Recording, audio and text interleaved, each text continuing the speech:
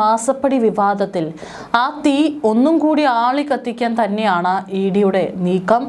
എല്ലാ വശങ്ങളിൽ നിന്നുള്ള കാര്യങ്ങൾ ഉൾക്കൊണ്ട് കൃത്യമായിട്ടുള്ള വരിഞ്ഞു മുറുക്കാനുള്ള തന്ത്രങ്ങൾ തന്നെയാണ് ഇഡി മെനയുന്നത്. CMRL എക്സാലോജിക് മാസപ്പടി കേസിൽ എൻഫോഴ്സ്മെന്റ് ഡയറക്ടറേറ്റ് നടത്തുന്ന അന്വേഷണം നിർണായകമായ പുതിയൊരു തിരിവിലേക്ക് കടക്കുകയാണ്. ഇത്രയും കാലം അന്വേഷണം എത്തുമ്പോൾ പറഞ്ഞിരുന്നു വീണയ്ക്കിതിൽ കൃത്യമായി പങ്കില്ല, വീണയെ മുന്നിൽ നിർത്തിയുള്ള പല കളികളാണ് പലരും നടത്തിയിരിക്കുന്നത്, ആ വമ്പന്മാരിലേക്ക് എന്ന് അന്വേഷണം എത്തുമെന്നുള്ളൊരു ചോദ്യമുണ്ടായിരുന്നു. പക്ഷേ ഇപ്പോഴത്തെ ഇഡിയുടെ നീക്കം ആ വമ്പന്മാരിലേക്കുള്ള അന്വേഷണത്തിൻ്റെ ഒരു തുടക്കം തന്നെയാണ്. വെറുമൊരു സാമ്പത്തിക ക്രമക്കേട് എന്നതിനപ്പുറം രാഷ്ട്രീയപരമായും നിയമപരമായും വലിയ ചലനങ്ങൾ സൃഷ്ടിക്കാൻ പോകുന്ന തലങ്ങളിലേക്കാണ് ഇഡി നീക്കങ്ങൾ വിരൽ ചൂണ്ടുന്നത്.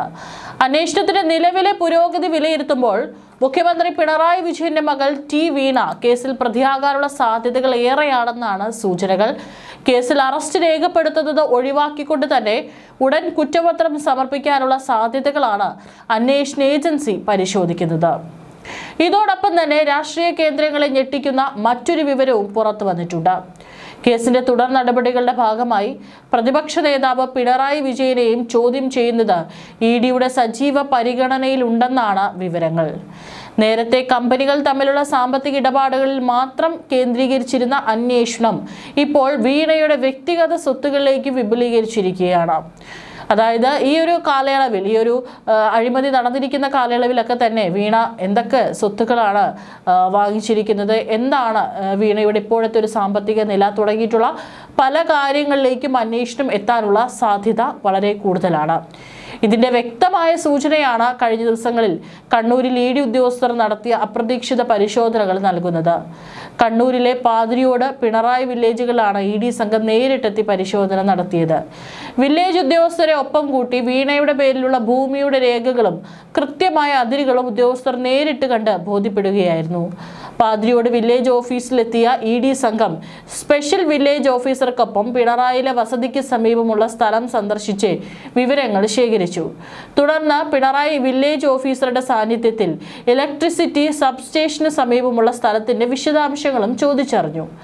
ആദ്യഘട്ടത്തിൽ എക്സാലോജിക് കമ്പനിയുടെ ബംഗളൂരു, കൊച്ചി ഓഫീസുകളിലെ രേഖകളും CMRLന്റെ ബാങ്ക് ഇടപാടുകളുമായിരുന്നു ഇഡിയുടെ പ്രധാന പരിശോധന വിഷയം.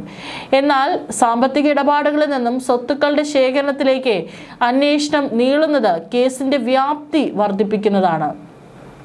അതായത് രണ്ട് കമ്പനികൾ തമ്മിലുള്ള സാമ്പത്തിക ഇടപാടുകൾ അന്വേഷിച്ചിരുന്ന ഇഡി ഇപ്പോൾ ആ പ്രതിസ്ഥാനത്ത് നിൽക്കുന്ന ആളുകളുടെ വ്യക്തിഗത വിവരങ്ങൾ, അതായത് അവരുടെ സ്വത്തുവകകളിലേക്ക് കൂടി അന്വേഷണം കടത്തിയിരിക്കുന്നു.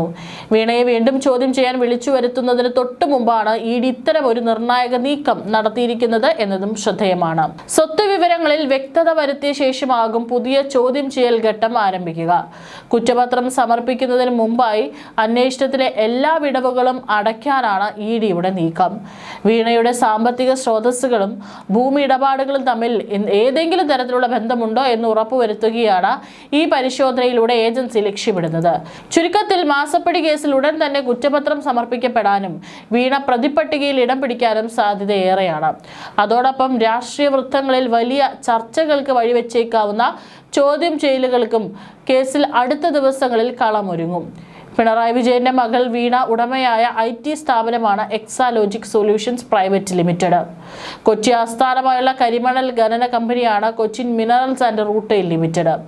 IT സേവനങ്ങളുടെ പേരിൽ 2017 മുതൽ 2021 വരെയുള്ള കാലഘട്ടത്തിലാണ് CMRL 1,72,00,000 രൂപ കൈമാറി എന്നുള്ള ആരോപണം ഉയർന്നത്. ആദ്യഘട്ടത്തിൽ ഈ രണ്ട് സ്ഥാപനങ്ങളും തമ്മിലുള്ള ആഴത്തിലുള്ള സാമ്പത്തിക ഇടപാടുകളെ കുറിച്ചായിരുന്നു ഇഡി അന്വേഷണം നടത്തിയിരുന്നത്. യാതൊരു IT സേവനവും എക്സാലോജിക് നൽകാതെയാണ് ഇത്രയും തുക കൈമാറിയത് എന്നുള്ളത് തെളിയുകയും ചെയ്തു. SFIO serious fraud investigation office കണ്ടെത്തിയത് ഈ തുക ഏകദേശം 2,70,00,000 വരുമെന്നാണ്. മുഖ്യമന്ത്രിയുടെ മകളുടെ കമ്പനിയുടെ മറവിൽ നിയമവിരുദ്ധമായി CMRL നിന്ന് പണം വാങ്ങുകയായിരുന്നു എന്നാണ് ആരോപണം ഉയർന്നത്. ആ വീണയെ മുന്നിൽ നിർത്തി ആർക്കാണ് ഈ പണം വാങ്ങിയത്, ആ പണം എവിടെ പോയി എന്നുള്ളതടക്കം ഇനി വരും ദിവസങ്ങളിൽ പുറത്തു വരും.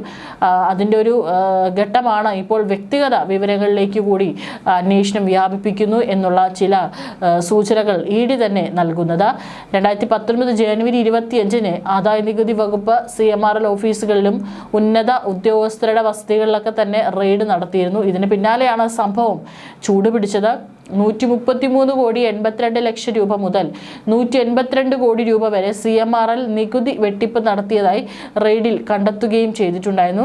ചെലവുകളിൽ കൃത്രിമം കാണിച്ചുണ്ടാക്കിയ ഈ കള്ളപ്പണം രാഷ്ട്രീയ നേതാക്കൾക്കും ഉദ്യോഗസ്ഥർക്കും നൽകിയതിന്റെ രേഖകളും ഉദ്യോഗസ്ഥർക്ക് ലഭിച്ചിട്ടുണ്ട്.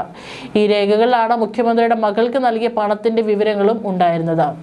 യാതൊരു IT സേവനങ്ങളും നൽകാതെയാണ് എക്സാലോജിക്ക് പണം നൽകിയതെന്ന ആരോപണം ശരിയാണെന്ന് CMRL ഉദ്യോഗസ്ഥർ തന്നെ സമ്മതിച്ചിട്ടുണ്ട്. പിന്നെ എന്തിന് പണം നൽകി? മുഖ്യമന്ത്രി ചെയ്ത സഹായത്തിന് പ്രതിഫലം എന്നാണ് ആരോപണം ഉന്നയിക്കുന്നവരുടെ ഉത്തരം.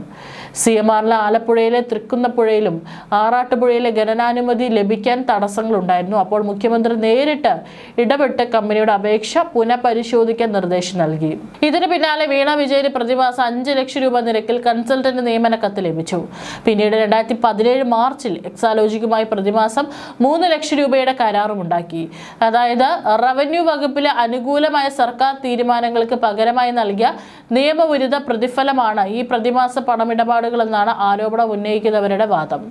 ആദായ നികുതി ഇടക്കാല സെറ്റിൽമെന്റ് ബോർഡ് 2023 ജൂണിൽ CMRL നൽകിയ പണം നിയമവിരുദ്ധമെന്ന് വിധിച്ചതോടെ കേസിൽ അന്വേഷണം ചൂടുപിടിച്ചു. രജിസ്റ്റർ ഓഫ് കമ്പനീസും കമ്പനിയുടെ പണമിടപാടുകളിൽ ഗുരുതരമായ വീഴ്ചകൾ കണ്ടെത്തി. സംസ്ഥാന പൊതുമേഖലാ സ്ഥാപനമായ KSIDCക്ക് 13.4% ഓഹരി പങ്കാളിത്തം CMRL കമ്പനിയിലുണ്ട്. എന്നിട്ടും ബോർഡ് ഓഫ് ഡയറക്ടേഴ്സിന്റെ അനുമതിയില്ലാതെ മുഖ്യമന്ത്രിയുടെ മകളുടെ കമ്പനിയുമായി ഇടപാട് നടത്തിയത് കമ്പനീസ് നിയമത്തിന്റെ നഗ്നമായ ലംഘനമാണെന്നായിരുന്നു ഒരു കണ്ടെത്തൽ. പണമിടപാടുകൾക്ക് ആധാരമായ ഒന്നും എക്സാലോജിക്കിന് CMRLനും ഹാജരാക്കാനും കഴിഞ്ഞില്ല. ഇതിനിടെയാണ് BJP നേതാവ് ഷോൺ ജോർജ് വിഷയത്തിൽ കേന്ദ്ര കോർപ്പറേറ്റ് മന്ത്രാലയത്തിനെ സമീപിക്കുന്നത്. അങ്ങനെ 2024 ജനുവരി 31 കേന്ദ്ര കോർപ്പറേറ്റ് കാര്യ മന്ത്രാലയത്തിന്റെ ഉത്തരവനുസരിച്ച് SFIO അന്വേഷണം തുടങ്ങി. ഇതിനിടെ അന്വേഷണം റദ്ദാക്കണമെന്നാവശ്യപ്പെട്ട് എക്സാലോജിക്ക് ഹർജി നൽകിയെങ്കിലും 2024 ഫെബ്രുവരി 16 കർണാടക ഹൈക്കോടതി അത് തള്ളി. ഇതിനിടെ 2024 ഏപ്രിലാണ് കള്ളപ്പണം വെളുപ്പിക്കൽ നിരോധന നിയമപ്രകാരം ED കേസ് രജിസ്റ്റർ ചെയ്തത്. ആ അന്വേഷണമാണ് ഇപ്പോൾ ഈ ഒരു ഘട്ടം വരെ എത്തിയിരിക്കുന്നത്.